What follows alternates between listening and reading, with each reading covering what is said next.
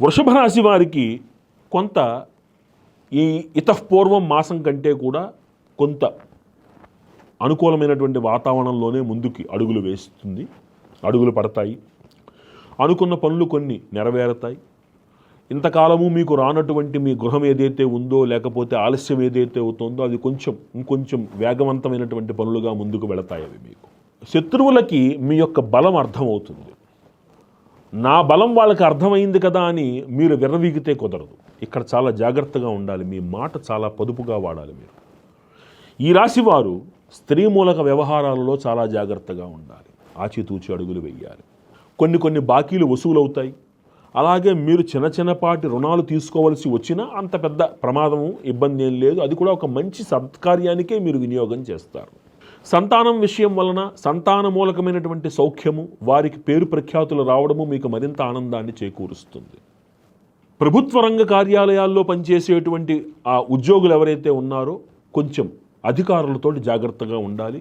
మీకు పైనుంచి ఒత్తిడి ఎక్కువగా ఉండే అవకాశం కనబడుతుంది.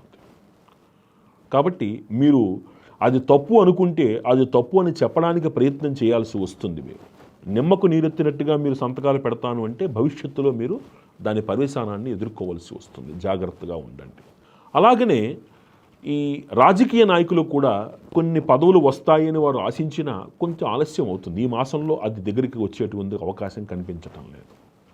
కళారంగంలో ఉండేటువంటి వారికి అనుకూలమైనటువంటి సమయమే, చక్కటి అవకాశాలు వారిని వరిస్తాయి. పర్వాలేదు, అంటే వాళ్ళకి ఇంతకు ముందు కంటే కొంత బాగుంటుంది, కొంత పురోగతిగా కనబడుతోంది.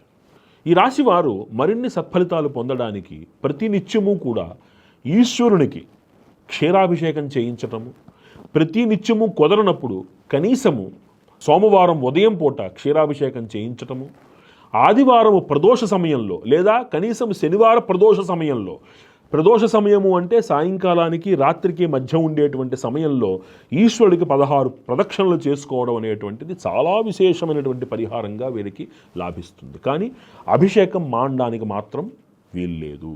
చక్కగా ప్రతి సోమవారము ఉదయము ఆవు పాలతోటి ఈశ్వరుడికి అభిషేకం చేయించుకోవడం మూలాన అటు ఆరోగ్యము, మానసికమైనటువంటి చింత తొలగి చేసే పనుల యందు పురోగతి లభించి అధికారుల యొక్క అండదండలతోటి, గృహంలో ఉండేటువంటి సానుకూలతతోటి ఈ మాసమంతా కూడా చక్కగా ఆనందంగా గడిపేందుకు మీకు అవకాశం ఏర్పడుతోంది.